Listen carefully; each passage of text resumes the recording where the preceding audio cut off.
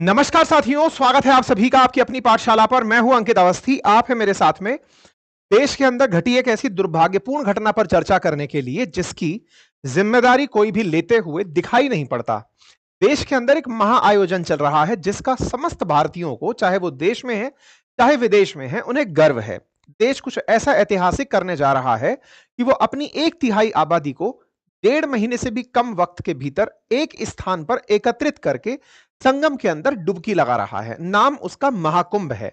निश्चित ही यह एक पावन कार्य है और इस पावन कार्य को करने में सरकारों ने अपने लेवल पर भरसक प्रयास किए कि इस कार्य को बहुत अच्छे से आयोजित करा दिया जाए। लेकिन जब आयोजक अपने किसी आयोजन में चूकता है तो जिम्मेदारी भी आयोजक की ही होती है, क्योंकि जब आयोजक अपने किसी आयोजन की क्रेडिबिलिटी के नाम पर या फिर अपने काम के नाम पर बधाई ले रहा होता है, तो जिस प्रकार से बधाइयां उनकी होती हैं, ऐसे ही अगर वो कुछ गलत करते हैं तो क्रिटिसिज्म भी उन्हीं का होता है। अब आप पूछेंगे कि ये सुबह सुबह प्रवचन किस बात के? प्रवचन इस बात के कि हमारे देश के अंदर आयोजित हो रहे इस महाकुंभ में देश की सरकार ने, रेल मंत्रालय ने, राज्यों के मुख्यमंत्रियों ने, जहां जहां सब तरह से लोगों को पहुंचाया जा सकता है, सभी राज्य सरकारों ने अपने स्तर पर यह प्रयास किया कि वे इस आयोजन को सफल बनाने का तमाम प्रयास कर रहे हैं और इसके लिए सबको आश्वासन दिया कि आप आइए, हम तैयार हैं। आप आइए, हम आपके इस आयोजन को सक्सेसफुल बनाने के लिए तैयार हैं। आप घर से निकलिए तो सही, आपको ले जाने के लिए हम तैयार खड़े हैं। तैयार खड़े हैं, कुछ इस तरह हम लोग पहुंच जाते हैं। ये तस्वीर है देश की राजधानी दिल्ली की। नई दिल्ली रेलवे स्टेशन पर कुछ इस प्रकार के नजारे जो आपको दिखाई पड़ रहे हैं, ये नजारे ट्रेन में घुसती हुई भीड़ के रूप में तब्दील होते हैं, क्योंकि आपने निमंत्रण ही कुछ बाहरी दिया था। आपने निमंत्रण दिया था कि आप आइए, हम पूरी तैयारी से आपको ले जाने का इंतजार कर रहे हैं। हम पहुंचे, लेकिन जब हम पहुंचे तो हमारे साथ कुछ ऐसा हुआ कि हमारी पहचान के नाम पर हमारे जूते चप्पल या कपड़ों के बचे हुए अवशेष रह गए। कुछ बचा तो कुछ इस तरह की तस्वीरें थी जो हम बहुत घर से उम्मीदें करके निकले थे, क्योंकि हमारी चुनी हुई सरकार ने, हमारे अपने नौकरों ने, क्योंकि असल मायने में ये जनता के नौकर जब वोट मांगने निकलते हैं तो ये कहकर निकलते हैं कि हम तो आपके सेवक हैं, हम आपके नौकर हैं। ये वो लोग हैं जो हमसे ये कहते हैं कि आप आओ, हम आपके लिए तैयार खड़े हैं। उन तैयारी करने वालों के कहने पर जब हमारे घर के सदस्य बाहर निकलते हैं, हमारे परिवारजन बाहर निकलते हैं, हमारे अपने बाहर निकलते हैं, तो उनके साथ कुछ ऐसा धोखा हो जाता है। एक ऐसा धोखा जिसमें हम अपने ही लगभग 18 लोगों को खो देते हैं। और ये वो नंबर है जो कि दिल्ली राजधानी में घटित हुआ है। ये वो नंबर है जिस जगह को देश के नाम पर ही नहीं, दुनिया भर में जब देश देश को संबोधित किया जाता है तो राजधानी के नाम से ही संबोधित किया जाता है। ये वो जगह है जहां से राष्ट्रपति भवन, जहां से संसद, जहां से प्रधानमंत्री आवास बमुश्किल 10 किलोमीटर की दूरी पर है। ये वो जगह है जहां पर प्रबंधन और सुरक्षा की उच्चतम कौशल की अपेक्षा थी, लेकिन जो तस्वीरें बयान की गई, वो तस्वीरें देखते ही एक बार के लिए दिल बैठ जाता है। स्थितियां ऐसी कि देखने वालों को लगता है कि ये तो हमारे साथ धोखा हो गया।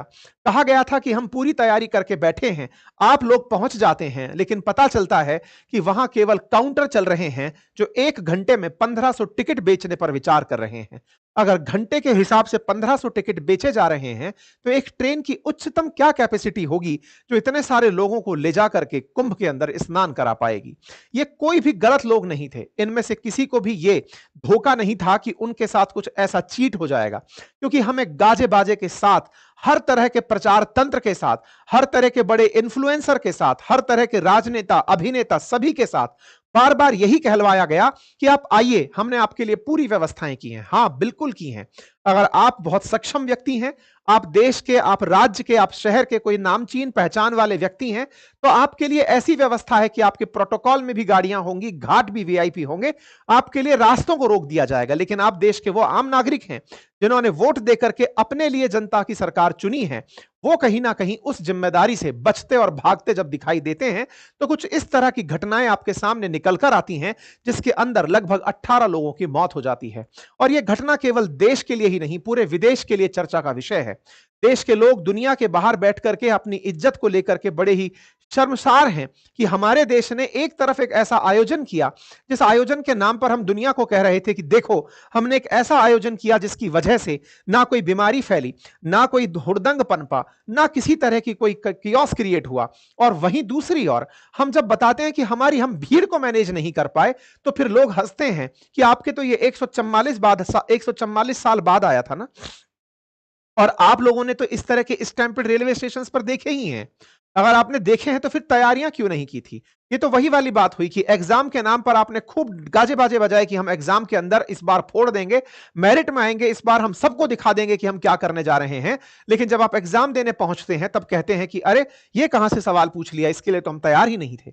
कुछ वैसी परिस्थितियां नई दिल्ली रेलवे स्टेशन पर जब क्रिएट हुई, तो इसके बाद सुर्खियां निकलती हैं कि 14 महिलाएं, 4 पुरुष और 4 बच्चे मरने की भी खबर निकल कर आती है। 25 से ज्यादा लोगों के बारे में जानकारी आती है कि लोग घायल हुए हैं। 14 महिलाएं, 4 पुरुष जो मरने वालों के अंदर शामिल होते हैं, उनमें से आज 4 बच्चे हैं। अब यहां पर एक बड़ा ही नैरेटिव चल रहा है, और नैरेटिव इस तरह से चल रहा है कि भाई, पहले तो जब लोग तीर्थ करने जाते थे तो घर वालों को बोलकर जाते थे कि बच गए तो समझना अच्छा हुआ, नहीं तो हम चले गए। भाई साहब, आप अगर समझदार श्रेणी में शामिल होते हैं, जब आपको इनवाइट करके यहां पर बुलाया जा रहा है, आप कह रहे हैं नहीं साहब, आप तो पुण्य कमाने जा रहे हैं, उस बच्चे को नहीं है साहब समझ। जो 4 बच्चा है ना, 4 जो बच्चे यहां पर मारे गए, उनको नहीं पता है कि ये पुण्य क्या है, पाप क्या है। वो गोदी के बच्चे हैं, मां बाप के साथ अपनी यात्रा पर जा रहे हैं। रास्ते का एक पड़ाव है प्रयागराज, लेकिन हो सकता है कि कोई दिल्ली से निकला हो बिहार जाने के लिए, क्योंकि जब मृतकों की संख्या निकल कर आती है तो उसके अंदर बिहार के लोग भी शामिल होते हैं। हो सकता है कि वो संभवतया वाया प्रयागराज होकर बिहार जा रहे हों। हो सकता है कि वो अन्य उन राज्यों में जो प्रयाग से आगे जाने वाली ट्रेन है उनके सवार हों, क्योंकि ये ट्रेनें जिनसे यात्री सफर करके जाना चाहते थे, ये आगे तक जाती हैं, भारत के बहुत से कोनों को, भारत के पूर्वी किनारों को मध्य भारत से जोड़ती हैं। ये स्थितियां जो आपके सामने हैं, इन स्थितियों को देखकर एक ही सवाल बनता है कि कहां गए वो जिम्मेदार जिन्हें ये दिख रही थी भीड़। बहुत तरह के प्रश्न बनते हैं, और बहुत तरह के प्रश्न ये होते हैं कि नहीं, हमारे पास संसाधन इतने नहीं है कि हम इतने तरह की भीड़ एकत्रित करने के बाद उनकी व्यवस्था दे पाएं। सर, अगर आपके पास संसाधन नहीं है तो जनता को बताने में बड़ी खुशी होगी कि 7500 करोड़ रुपए का अगर पूरा आपका इन्वेस्टमेंट है इस पूरे महाकुंभ में, तो आप इससे कम से कम 10 टाइम्स ज्यादा रेवेन्यू जनरेट करने वाले हैं। आपके टेंट्स यहां पर बेचे गए हैं, आपको बकायदा उससे राजस्व की प्राप्ति हुई है। ये बहुत अच्छी अच्छी सुर्खियों में शामिल हुआ है कि आप यहां पर इस मेले को आयोजित करके राजस्व में जिस प्रकार की वृद्धि करने वाले हैं। ये मेले का आयोजन केवल धर्मार्थ किया गया कार्य नहीं है, लेकिन क्रेडिट इसके इसी प्रकार से लिए जा रहे हैं जैसे धर्म के नाम पर किया गया कार्य है। हर व्यक्ति जो यहां जा रहा है उसको कुछ भी निशुल्क नहीं है। जाने वाला यात्री अपने रास्ते का खर्च खुद करता है, अपनी व्यवस्था, अपनी सुरक्षा, अपने जान माल की सुरक्षा खुद करता है, अपने रहने खाने की व्यवस्थाएं सब खुद से करता है। हां, कुछ धर्मार्थ और समाज सेवी संस्थान हैं जो रास्ते में पानी और भोजन की व्यवस्था केवल अपने धर्मार्जन के लिए कर रहे हैं, या फिर उनको जनता ने सक्षम बनाया है कि आप इनकी मदद कर दीजिए तो कर रहे हैं। आपने तो इसे प्रॉपर एक इवेंट के रूप में आयोजित किया है, जिस इवेंट के माध्यम से भर करके पैसे कमाए जा सकते हैं, और कमाना बुरी बात नहीं है। हमारे देश में मेले हुए, त्योहार हुए, शादियां हुई, ये अक्सर वो चीजें मानी जाती हैं जिससे इकोनॉमी के अंदर एक मूवमेंट आता है। मुसीबत यह है कि आप राजस्व अर्जित करते हुए भी उसे अगर हैंडल नहीं कर पा रहे हैं तो यह फेलियर कंसीडर किया जाएगा। जिस प्रकार से देश में चेनाब पुल बनता है तो हम तारीफों में कसीदे कसते हैं, वंदे भारत चलती है तो हम तारीफों में कसीदे कसते हैं कि देखिए हमारे रेलवे ने क्या कारनामा कर दिखाया। तो ऐसे समय पर जब आपकी विफलताएं आएंगी तो निकलकर बाहर आइए, और इस बाहर आने पर इसे स्वीकार कीजिए कि हां, यह हमसे गलती हुई है, और इस गलती के ऊपर हम खुद से स्वीकार करते हैं कि हमने एक प्रशासनिक चूक की है। क्योंकि इतनी लाखों की संख्या में अगर भीड़ एक जगह एकत्रित थी तो फिर आप कहां थे, आपका व्यवस्था कहां थी, पुलिस कहां थी, स्टाफ का अरेंजमेंट क्या था? और अगर आपको लगता है कि स्टाफ इतना नहीं होता तो आपने जब न्योता 40 करोड़ लोगों को दे दिया था आइए, तो आपने तैयारियां क्यों नहीं की थी? क्या आप ये चाहते थे कि देश पूरी दुनिया में फिर से एक बार शर्मिंदा हो कि देखो हम भीड़ तो रखते हैं लेकिन प्रबंधन नहीं रखते हैं, लोग हमें बाहर बैठकर ट्रोल करें, फिर आप बाहर निकलकर आते हैं और कहते हैं कि नहीं नहीं, आप हमें ट्रोल मत करिए क्योंकि हम तो यहां पर एकदम साथ हैं, है ना? तो यहां पर साथियों ये जो नंबर्स हैं आपके सामने हैं, बिहार के 9 लोग, दिल्ली के 8 और 1 हरियाणा से मरने वालों की खबर निकल कर आई। अब चलते हैं कि हादसा अल्टीमेटली हुआ कैसे था। कहा जा रहा है शनिवार की रात थी, रात करीबन 8:30 बजे थे। 8:30 बजे के लिए प्रयागराज जाने के लिए 3 ट्रेनें थी। उन 3 ट्रेनों के लिए इंतजार जनता कर रही थी। 13, 14, 15 नंबर के प्लेटफॉर्म्स को इंतजार के लिए रखा गया था। लोग प्लेटफॉर्म्स पर इंतजार कर रहे थे। कहते हैं कि प्रयागराज स्पेशल ट्रेन, भुवनेश्वर राजधानी और स्वतंत्रता सेनानी एक्सप्रेस तीनों ही प्रयागराज जाने वाली थी। इनमें से दोनों ट्रेनें भुवनेश्वर राजधानी और प्रयागराज जाने वाली जो स्वतंत्रता सेनानी है, ये दोनों ट्रेनें लेट हो गई। इन तीनों ट्रेनों की भीड़ प्लेटफॉर्म नंबर 14 पर एकत्रित हुई। जब भुवनेश्वर राजधानी प्लेटफॉर्म नंबर 16 पर आ रही थी, तो सुनते ही 14 पर मौजूद जो भीड़ थी वो 16 की तरफ दौड़ने लगी। मतलब कुछ इस प्रकार की घटना घटी कि दो प्लेटफॉर्म पर जहां इंतजार हो रहा था कि तीन ट्रेनें प्रयागराज के लिए तैयार हो रही हैं, तो यहां पर लास्ट मोमेंट पर अनाउंसमेंट किया जाता है कि नहीं, वो इस प्लेटफॉर्म पर नहीं, दूसरे प्लेटफॉर्म पर आ रही है। अब यह बात होना, यह रेलवे का एक तकनीकी कारण हो सकता है कि उसे लगता है कि नहीं, अब यह प्लेटफॉर्म तैयार नहीं है ले जाने के लिए। सुरक्षा के लिहाज से अगर ट्रेन को पहुंचाया गया तो पटरी के दोनों तरफ लोग हैं और ऐसे में ट्रेन के लिए बहुत दिक्कत हो सकती है, तो दूसरा प्लेटफॉर्म लास्ट मोमेंट पर चेंज कर दिया गया। लेकिन साहब, ये लास्ट मोमेंट पर चेंज करने वाले लोगों को क्या ये नहीं दिखाई दे रहा था कि जनता भगदड़ करने लगेगी, वहां से दौड़कर फुटओवर ब्रिज के माध्यम से दूसरी तरफ जाएगी, और अगर ऐसा करेगी तो जल्दबाजी में ना जाने कितने ही मासूम जो इस दौड़ का हिस्सा नहीं हो पाएंगे, जो सीट फर्स्ट पाने की कैटेगरी में नहीं आ पाएंगे, वो इसमें कुचल दिए जाएंगे। हुआ भी वही। यहां पर नंबर पहली गलती थी कि इतनी भीड़ जब हो रही थी तो आप हर घंटे 1500 टिकट क्यों बेच रहे थे केवल प्रयागराज के। नंबर दूसरा, जब भीड़ बढ़ने का अंदेशा था तो फिर आपने कोई इंतजाम क्यों नहीं किया, और अंतिम समय में भीड़ के बीच में कंफ्यूजन पैदा क्यों किया गया। जब आपको पता है कि तीन ट्रेनें वहां जानी है, प्रबंधन के नाम पर आपने कसीदे कसे कि हमने इतनी तैयारियां की हैं, तो ट्रेनें फाइनली इतनी लेट क्यों थी कि जनता वहां पर बिगड़ गई। नंबर दूसरा यह था कि यहां पर एक साथ कई लोग टिकट काउंटर्स पर थे, आपका क्या प्रबंधन था। दो वीकेंड से कुंभ जाने वालों की संख्या में लगातार वृद्धि हो रही थी, तो क्या आपका प्रशासन इन वृद्धि को मॉनिटर नहीं कर पा रहा था कि लगातार यहां पर संख्या बढ़ रही है। प्रयागराज के अंदर प्रबंधन था, तो नई दिल्ली जैसी राजधानी जैसी प्राइम जगह पर ऐसा प्रबंधन क्यों नहीं था, यह सवाल हर कोई व्यक्ति पूछ रहा है।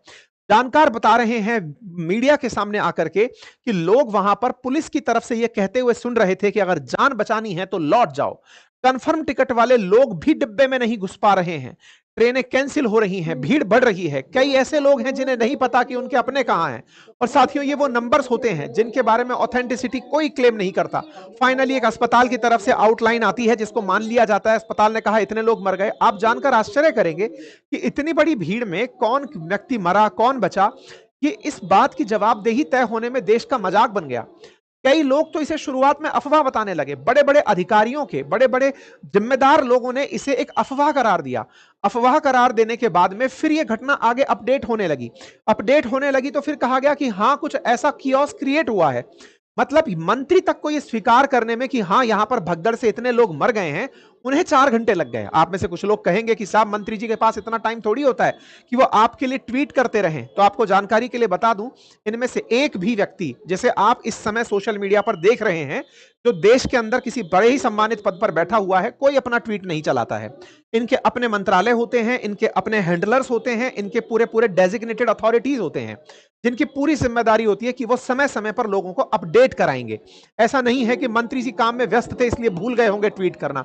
सब कुछ सब पता है, लेकिन केवल इस बात को ढकने का प्रयास कि इतनी भीड़ में से कितने लोग कहां गए किसी को पता ना चले। लोगों के जो मन में डर थे, भय थे, आप उनको सुनेंगे तो आप देखते ही विभत्स हो जाएंगे। घटनाएं देख करके आप हैरान हो जाएंगे, इसलिए इन तस्वीरों को हम दिखाकर हटा रहे हैं। लोग डरे हुए थे इस तरह से कि ये जो घटनाएं घटित हुई हैं, इसमें ना जाने कितनों ने ही अपनों को खो दिया है, कितने ही परिवारजन घर के अंदर बैठकर सदमे में चले गए हैं। जहां एक और ये तय कर दिया गया था कि मौनी अमावस्या से पहले हुई जो भगदड़ थी, उस भगदड़ के बाद में अब भीड़ नियंत्रण में है। ये पूरा मोमेंटम प्रयागराज के थ्रू दिया गया कि हां, अब सब सही है, चले आओ। तो लोग इस तरह से उम्मीदों में निकलने लगे। तो फिर आपका सूचना और संचार तंत्र कहां था, जो हर एक छोटी बात को लेकर के तुरंत पीआर के माध्यम से चैनल्स पर पहुंच जाता है कि देखिए सब बढ़िया है। आप कहां थे?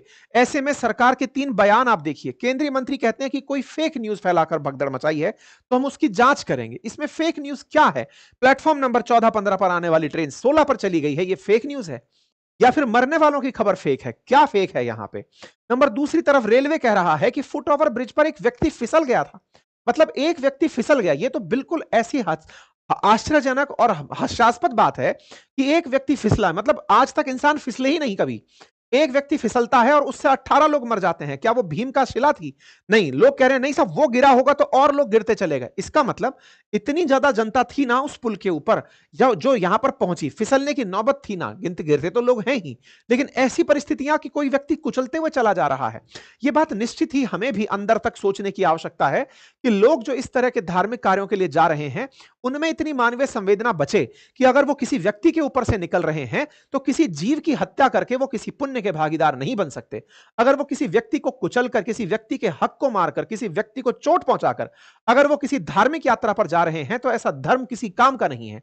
आप अगर मानव प्राणी की या जीव मात्र की अगर किसी प्रकार की सेवा नहीं कर पा रहे हैं, तो यह आपका धर्म नहीं है। यह हम समस्त भारतीयों को धर्म के नाम पर भी समझना होगा। केवल प्रयागराज के संगम में अमृत स्नान करने से आपके पाप नहीं धुल जाएंगे। अगर पाप धुलने लगते तो आप लोगों के लिए और इतने सारे क्राइम्स करने के स्थान पर जेलें नहीं होती। उठाकर जेल से भी कैदियों को संगम स्नान करा के कहा जाता कि जाइए अब आपको मुक्त करते हैं। नहीं, आपके शरीर के अंदर ये स्वच्छता का भाव लाना, आपको धर्म की तरफ यह विमुख हो रहे लोगों को यह याद दिलाना कि नहीं, हमारे धर्म की ये मान्यताएं हैं, हमें ऐसा मानने से पुण्य कर्मों के अंदर बढ़ोतरी होती है। आप सबको यह ध्यान से रखना होगा कि आप किसी व्यक्ति को किसी भी प्रकार की चोट पहुंचाकर, बहुत सी ऐसी तस्वीरें आ रही हैं, लोग जा रहे हैं और शीशे फोड़ दे रहे हैं रेल की। ऐसी कैसी धार्मिक यात्रा है कि जब किसी अन्य को दुख पहुंचाकर, जो अंदर बैठा हुआ व्यक्ति है उसको दुख पहुंचाकर कि आप सीट पर नहीं बैठ पाए तो दूसरे का शीशा फोड़ दिया, उसकी आंख फूटी, नाक फूटी, क्या नुकसान हुआ, यह सोचने की हमें आवश्यकता है। लोग हम पर हंसते हैं, हम समस्त भारतीयों को यह सोचने की आवश्यकता है कि हम हास्य पात्र नहीं हो सकते। लोग हमारे ऊपर खिल्लियां बनाते हैं कि ये भारतवासी हैं, देखिए आज जैसे आप दुनिया के अन्य देशों के ऊपर देखकर चर्चा करते हैं, हमारे सिविक सेंस पर भी हमें विचार करना होगा। पुलिस का कहना था कि एक जैसे नाम वाली दो ट्रेनें आने से यात्री भ्रमित हो गए हैं, इससे आपाधापी मच गई। खैर, न्यूज ने भी अपनी तरफ से पूरे काम किए। एएनआई की तरफ से खबर थी कि स्टैंपेड लाइक सिचुएशन बनकर आई है। ऐसी जानकारी फरवरी 15 के दिन 10:48 पर आती है। फिर धीरे धीरे खबरों के अंदर परिवर्तन होता चला जाता है। फिर सीपीआरओ की तरफ से कोई और कटिंग आती है, नदन रेलवे की तरफ से अलग, मतलब जानकारियां इस तरह से परिवर्तित हो रही थी। और उसके पीछे यह कहा जा सकता है कि हो सकता है किसी को कुछ पता ही नहीं था, इसलिए ऐसी जानकारी आ रही थी। जिम्मेदारों को जिम्मेदारी से ट्वीट करने चाहिए, जिम्मेदारों को जिम्मेदारी से अपनी जानकारियां प्रेषित करनी चाहिए, क्योंकि जो है वो तो सामने निकलकर आएगा ही। जल्दबाजी में कि आपकी बात जल्दी पहुंचे, ऐसे में अगर कोई गलत बात पहुंचती है तो यह अपने आप में एक बड़ी चिंता का विषय है। खैर, फिलहाल के लिए लोग यही सवाल पूछ रहे हैं कि जो दिल्ली अपने आप को इस तरह का आधुनिक रेलवे स्टेशन बनने के इंतजार में था, क्या वो कभी अपने आप को इस कलंक से दूर कर पाएगा? आफ्टर ऑल, इस बात का जिम्मेदार कौन है? आप हैं, क्योंकि आपने अपनी तरफ से सारी तैयारियों का वादा किया था। अब आप पूछेंगे ऐसा क्यों? मंत्री महोदय ने अपनी तरफ से जानकारी बार बार देते हुए कहा कि हमने आरपीएफ भेज दी है, हमने आई लेवल इंक्वायरी बिठा दी है, हम दुख में हैं, जो भी है। लेकिन घटने की टाइमलाइन को उठाकर अगर आप देखते हैं तो इस टाइमलाइन में आपके ही सबसे ज्यादा चर्चे थे, और वो ये थे, लोग यही पूछ रहे थे कि आफ्टर ऑल रेल मंत्री महोदय, जब आपको इतनी बार रेल दुर्घटनाएं होती हैं और आपको एक ही बात आके बाहर कहनी पड़ती है कि हम बस जांच कर रहे हैं, कहीं इसमें कोई साजिश तो नहीं है, हम इसकी जांच कर रहे हैं। आपसे जब बार-बार यही सवाल पूछा जाता है तो सर आप इस पद को छोड़ क्यों नहीं देते? बहुत से लोग एक सवाल दोहराएंगे और कहेंगे, क्या छोड़ने से काम हो जाएगा? देखिए, छोड़ने से काम होगा या नहीं किसी को नहीं पता है, लेकिन कम से कम एक मोरल रिस्पांसिबिलिटी तो आदमी की आती है ना, कि जब ऐसा कुछ घटित हुआ है। कहते हैं कि नीतीश कुमार जी ने एक रेल हादसे के बाद पद से इस्तीफा दे दिया था। बात यह है कि आपने अपने स्तर पर जब जब रेल दुर्घटनाएं हुई हैं, उनके बाद में करा क्या? वो दुर्घटनाएं फिर ना हो, इसको सुनिश्चित करने के लिए क्या किया? अब आप पूछेंगे, क्या ये दुर्घटना पहले थोड़ी हुई थी, ये तो फर्स्ट टाइम है? जी नहीं। 2013 में भी सेम प्रयागराज स्टेशन पर बिल्कुल ऐसी ही घटना घटित हुई थी, जहां पर रेलवे स्टेशन पर 40 लोग मारे गए थे। इसी तरह की भगदड़ हुई थी, कुंभ का समय था। इसका मतलब यह हुआ कि प्रयाग में कुंभ के समय पर रेलवे स्टेशन पर प्रयागराज में ऐसी घटना हुई थी, तो आपके लिए एक मॉडस ऑपरेंडी था कि ऐसा हो चुका है तो ऐसा फिर होने की पूरी संभावना है, और अगर ऐसा है तो आपकी तैयारी बनती थी। आपने कहा कि नहीं, हमने तैयारी की थी। अरे सब आपने तैयारी की थी, तभी तो लोग घर से बाहर निकले थे। आपने रेलवे की तरफ से 15 जनवरी को ट्वीट किया, आपने जानकारी दी, मिनिस्ट्री ऑफ रेलवे की तरफ से कटिंग आई, आपने पूरी तरह से लोगों को बताया कि आप सुनिश्चित हो जाइए, हमने 137 कुंभ स्पेशल ट्रेन चला दी हैं, हमने प्रयागराज के अंदर पूरी तरह से तैयारियां कर ली हैं, 7 एडिशनल स्टेशन हमने इक्विप कर दिए हैं पैसेंजर एमिनिटीज के लिए। रेलवे ने 17 न्यू यात्री आवास बनाए हैं। आपने बूस्टिंग कैपेसिटी के बारे में बताया, आपने तमाम जानकारी दी। आपने कहा कि इंडियन रेलवे 13,000 से अधिक ट्रेनें 46 दिन के अंदर चलाएगा। ये आपके विश्वास पर ही तो जनता बाहर निकली थी। आपने कहा कि 3000 स्पेशल ट्रेनें चलाई जा रही हैं। आपने टिकट काउंटर बताए, रेलवे स्टेशंस की संख्या बताई, सीसीटीवी बताए। आपने बकायदा प्रयागराज के लिए पूरी बुकलेट जारी जारी की। निश्चित ही आपकी इस कार्य की तारीफ हुई। आपने आपके लिए लोगों ने सराहना की कि रेलवे ने इतनी बेहतर तैयारियां की हैं। प्रयागराज जब स्टेशन पहुंचते हैं तो वहां पर रेलवे की तैयारियां देखते ही बनती हैं। लेकिन साहब आपसे यह सवाल भी पूछा जाएगा कि जब ये तैयारियां थी तो आपकी चूक कहां हुई? दिल्ली में ऐसा क्यों घटित हुआ? क्यों आफ्टर ऑल आपकी इतनी तैयारियों के बावजूद, जिसमें आपने कहा कि हमने फेस रिकॉग्निशन कैमरे लगा रखे हैं, हमने वॉलंटियर्स लगा रखे हैं और देश की राजधानी में ऐसी परिस्थितियां बन जाती हैं? यह अपने आप में काफी ज्यादा चिंतनीय विषय है। अगर देश के अंदर प्रयागराज पर भीड़ एकत्रित हो रही है तो जाएगी तो वो कहीं ना कहीं किसी ऐसे सेंटर से होकर। ऐसे में दिल्ली के अंदर ये नजारे सोचने का कारण बनते हैं और अगर ऐसा है तो इनसे निपटने के लिए तैयारी करना आपकी बहुत बड़ी जिम्मेदारी है। क्यों जिम्मेदारी है? क्योंकि इस देश ने आपको जब जब आपने कोई सफलता हासिल की है तब भी सर आंखों पर बिठाया है। जब चेनाब रेल ब्रिज बना हो या वंदे भारत बनी हो तो आपको क्रेडिट देने में भी लोगों ने कमी नहीं छोड़ी है। लोग आपकी तारीफों के पुल बांधते आए हैं। लेकिन साहब आपको इसकी जिम्मेदारी करनी होगी। आपको इस जिम्मेदारी के साथ साथ इस बात के लिए तैयार रहना होगा कि ऐसी कोई भी गैर जिम्मेदाराना हरकत जिसमें लोग कह रहे हैं कि साहब लोग फिसल गए थे। ये सवाल है आपके साथ। पहला, रेलवे स्टेशन पर भगदड़ के हालात क्यों बनने दिए? भीड़ कंट्रोल करने के लिए कोई भी क्यों नहीं था? भीड़ को देखते हुए इंतजाम क्यों नहीं हो रहे थे? 2 स्पेशल ट्रेनें आपने रद्द क्यों की थी? ऐन वक्त पर प्लेटफॉर्म क्यों बदला था? प्लेटफॉर्म पर बदलने के बाद लोगों की आवाजाही का इंतजाम क्यों नहीं किया गया था? जबकि आपने बजट में जानकारी दी है कि आपके पास हजारों की संख्या में ट्रेन है। बजट में लाखों करोड़ रुपए का बजट आपको दिया गया है, जिसमें सुरक्षा के नाम पर आपको लाख करोड़ रुपए से ऊपर का बजट दिया गया है। आप लगातार तैयारियां कर रहे हैं। ऐसे में ऐसे फेलियर्स आपसे सवाल पूछते हैं, क्योंकि जिसका भी अपना खोया है वो आने वाले समय में बार बार इसी बात को दोहराएगा कि किसी ना किसी जिम्मेदार ने, जिसे हमने जिम्मेदारी दी थी, वो अपनी बेहतर जिम्मेदारी नहीं निभा पाया। रेलवे अपने इतने सारे एक्सीडेंट्स को देखते हुए भी 15% पोस्ट वैकेंट रखता है। यह सवाल का जवाब आप ही को देना होगा। रेलवे के अंदर 1.5 लाख सेफ्टी कैटेगरी पोस्ट फिलहाल वैकेंट हैं, ऐसा आरटीआई में निकल कर आता है। तो यह जवाब भी आप ही को देना होगा। ये जून 2024 की कटिंग के मायने हैं। और तो और आपके एम्प्लॉइज पर इतना वर्क प्रेशर है क्योंकि लोग कम हैं। लोग कम हैं तो आप उनसे ज्यादा काम करा रहे हैं और आपको ही साइकोलॉजिस्ट की सहायता लेनी पड़ रही है अपने एम्प्लॉइज को स्ट्रेस रिलीज कराने के लिए। तो समझना होगा कि प्रबंधन में क्या रेलवे कर्मचारी अपनी ड्यूटीज से खिन्न हैं? क्या वो अपनी ड्यूटीज को बर्डन समझ रहे हैं? आप उनके लिए क्या कर रहे हैं? रेलवे के द्वारा यह समझना होगा कि रेलवे केवल प्राइवेटाइजेशन से नहीं, जो लोग हैं उसकी संख्या को आपको पूरा बल के रूप में प्रयोग करना होगा। बड़ी संख्या में लोगों को बताना होगा। आप इस बात से ना चिढ़े कि लोग आपको रील मंत्री कहें कि रेल मंत्री कहें। आपको इस बात पर परवाह होनी चाहिए कि जब जब कोई दुर्घटना घटे तो उसका तत्काल प्रभाव से समाधान हो। आपकी जिम्मेदारियां ज्यादा हैं क्योंकि आप ही ने लोगों को एक उम्मीद दिखाई है। आप दिखाते हैं कि लोग मेरी वजह से रेल के सफर को सुरक्षित माने। आपके द्वारा किए गए विकास कार्यों को सराहना जब है तो साहब आप इस बात के लिए भी जिम्मेदारी तुरंत लेकर बाहर आएं और कहें कि साहब ये गलती हुई है। आगे से ऐसी गलतियों के लिए हम क्या तैयारी कर रहे हैं वो देखना होगा। भले ही आप खाली खाली रेलवे स्टेशन दिखाएं, लेकिन साहब एक तस्वीर आपके सामने ये आसनसोल रेलवे स्टेशन की है जो कि पश्चिम बंगाल का है। 16 फरवरी की तस्वीरें हैं। देश भर में रेलवे स्टेशन के जो हालात हैं वो हालात देखते ही चिंता का कारण बनते हैं। अगर कोई व्यक्ति यहां पर किसी भी स्थिति में गिरता है तो संभव है कि ईश्वर ही उसका रखवाला होगा। खैर, फिलहाल के लिए इतना ही। हमारी तरफ से साथियों आपके साथ और जो भी हमारे देशवासी इस पूरी यात्रा में हैं उनसे केवल इतनी सी गुजारिश है। हमारा सबका अपना एक धर्म है। हम सब जिस ईश्वर को मानते हैं उस ईश्वर ने किसी भी रूप में आपने ईश्वर को माना हो, वो ईश्वर आपसे एक चीज की अपेक्षा रखता है और वो ये है कि आप मानव सेवा को अपनी प्राथमिकता देंगे। मानव सेना का अर्थ, सेवा का अर्थ यह है कि आप किसी अन्य को कष्ट पहुंचाकर धार्मिक यात्रा पर ना जाएं। आपकी वजह से अगर किसी अन्य को कष्ट पहुंच रहा है, किसी व्यक्ति को कोई भला व्यक्ति कैसे कुचल सकता है, यह सोचने की बात है। एक इंसान पर दूसरा इंसान चढ़ कैसे सकता है? अब तक देखा था कि लोग सड़क पर गिरे हुए हैं तो लोग नजर बचा के निकल जाते थे, लेकिन यह कौन सा समय आ गया है कि लोग एक से एक के ऊपर से गुजर कर चले जा रहे हैं? क्या हमारे अंदर से हृदय की संवेदनाएं खत्म हो गई हैं? और अगर हम धार्मिक यात्राओं पर जा रहे हैं तो हम कैसे इन धार्मिक यात्राओं में अपनी संवेदनाओं को घर रखकर जा रहे हैं? ईश्वर भी ऐसे किसी भी घृणित कार्य को, ऐसे किसी भी मन से किए गए गलत कार्य को नहीं स्वीकार करता है। कोई हमारा हमारा जितना भी आस्था ईश्वर में हो, वो जब तक हृदय के अंदर सच्चाई और स्वच्छता नहीं है, ईश्वर भी हमारी प्रार्थनाएं स्वीकार नहीं करता है। हम सभी भारतीयों को अंततोगत्वा ये सिविक सेंस अपने अंदर विकसित करना होगा कि हम भारतीय दुनिया में भीड़ के रूप में रिकॉग्नाइज्ड हों या एक सभ्य नागरिक के रूप में।